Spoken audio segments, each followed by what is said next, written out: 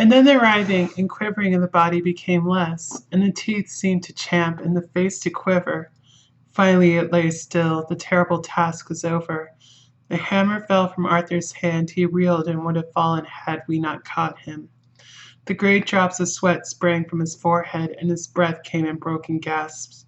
It had indeed been an awful strain on him, and had he not been forced to his task by more than human considerations, he could never have gone through with it.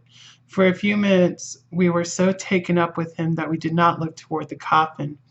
When we did, however, a murmur of startled surprise ran from one to the other of us.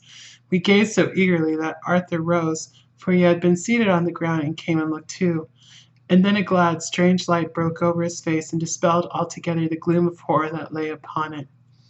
There in the coffin lay no longer the foul thing that we had so dreaded and grown to hate, that the work of her destruction was yielded as a privilege to the one best entitled to it, but Lucy, as we had seen her in her life, with her face of unequaled sweetness and purity. True that there were there, as we had seen them in life, the traces of care and pain and waste. But these were all dear to us, for they marked her truth to what we knew.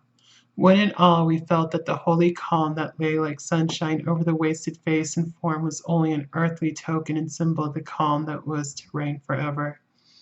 Van Helsing came and laid his hand on Arthur's shoulder and said to him, "And now, Arthur, my friend, dear lad, am I not forgiven?" The reaction of this terrible strain came as he took the old man's hand in his, and raising to his lips, pressed it and said, "Forgiven! God bless you that you had given my dear one her soul again, and me peace." He put his hands on the professor's shoulders, and laying his head on his breast, cried for a while silently, whilst we stood unmoving. When we raised his head, Van Helsing said to him, "And now, my child, you may kiss her. Kiss her dead lips, if you will, as she would have you to, if for her to choose. For she is not a grinning devil now, not any more a foul thing for all eternity. No longer is she the devil's undead.